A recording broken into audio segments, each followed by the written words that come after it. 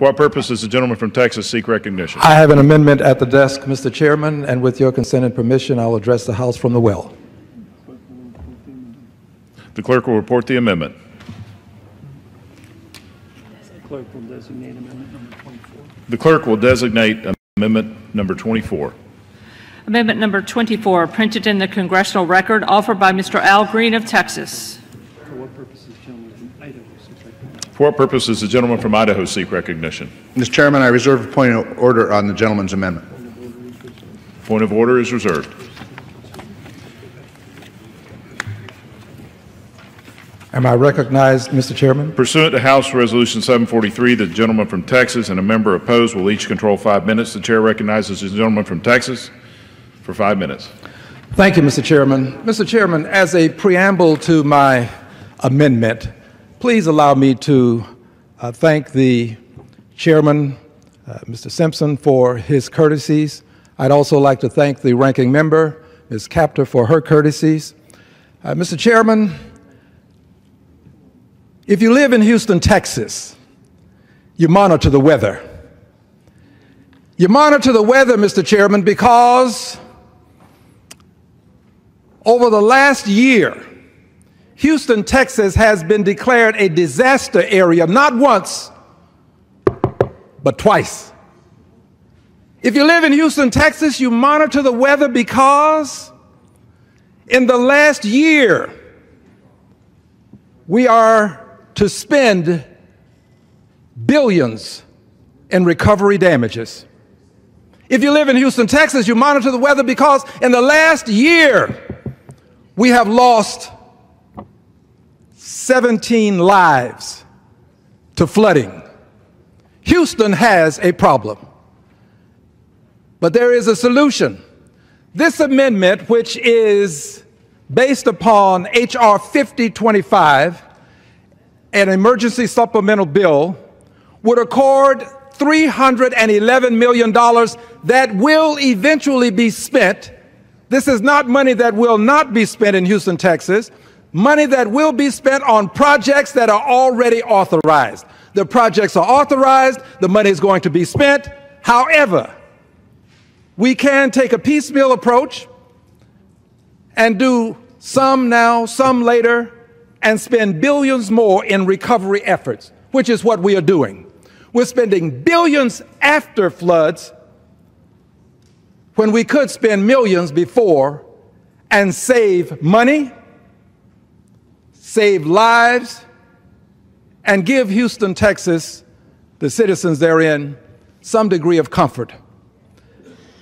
Mr. Chairman, I believe that my friends in this House have a great deal of sympathy and a good deal of empathy for Houston, Texas, as is evidenced by the fact that more than 70 members have signed on to the bill, H.R. 5025, and we have bipartisan support. We have Republicans at the committee level who are doing what they can within the committee, and we also have Democrats who are working to try to help Houston, Texas.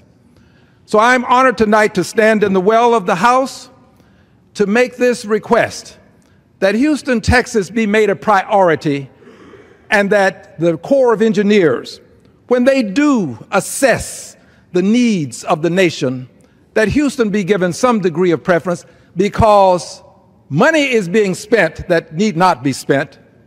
But more importantly, Mr. Chairman and Ranking Member, because lives are being lost. Houston, Texas has what are captioned as flash floods. You can find yourself in a circumstance from which you cannot extricate yourself, and you may lose your life when we have one of these inclement adverse weather conditions. And they happen more often than prognosticated some years ago. We don't have, or it can be debated as to whether we're having 100-year floods or 500-year floods. That's debatable. But what is not debatable is the fact that we're having billion-dollar floods. Billion-dollar floods in Houston, Texas. A major American city declared a disaster area not once, but twice in the last 1 year. And if I'm permitted to, I shall reserve some time for closing comments. The gentleman may reserve his time For what purpose does the gentleman from Idaho seek recognition? Mr. Chairman, I make a point of order against the amendment because it proposes to change existing law and constitutes legislation on an appropriation bill and therefore violates Clause 2 of Rule 21. The rule states in pertinent part, an amendment to a general appropriation bill shall not be in order if it changes existing law. The amendment includes an emergency designation and as such constitutes legislation in violation of Clause 2 of Rule 21, and I ask for a ruling from the Chair. Does any other member wish to be heard on the point of order? I would like to be heard, if I may. Texas is recognized. Thank you, Mr. Chairman. Mr. Chairman Simpson, would you allow me to give my closing comments before we receive the ruling from the Chair, which will be just a few seconds more, I believe. How much time do I have left? There's 1 minute remaining. 1 minute. Would you allow such? Mr. Chairman, I move to strike the last word. Mr. Chairman? I was going to say, if I could, in being heard on the amendment. The gentlewoman from Ohio being is heard able on the to motion, strike the the gentleman last could word. speak for the 1 minute. All right. I was going to Does ask... the gentleman wish to be heard on the point of order? Well, yes, on the point of order. If so, in so doing, I may speak to the flooding in Houston, Texas. I want to be appropriate as I do this, and I will yield to the wisdom of the Chair. The Chair will rule. The Chair finds that this amendment includes an emergency designation. The amendment therefore constitutes legislation in violation of Clause 2 of Rule 21. The point of order is sustained and the amendment is not in order. So what purpose does the gentlewoman from Ohio Yes, I seek move to strike the recognition? last word, Mr. Chairman.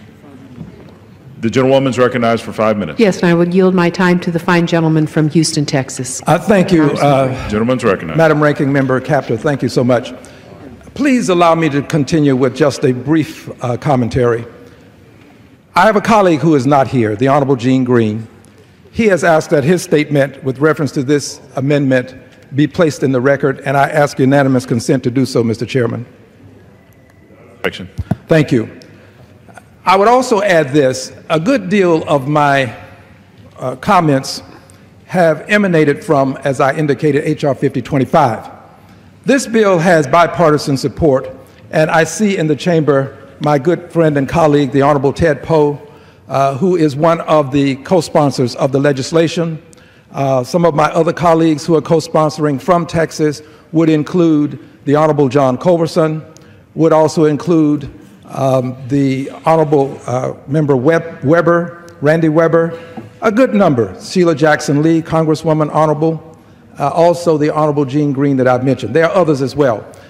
This is bipartisan.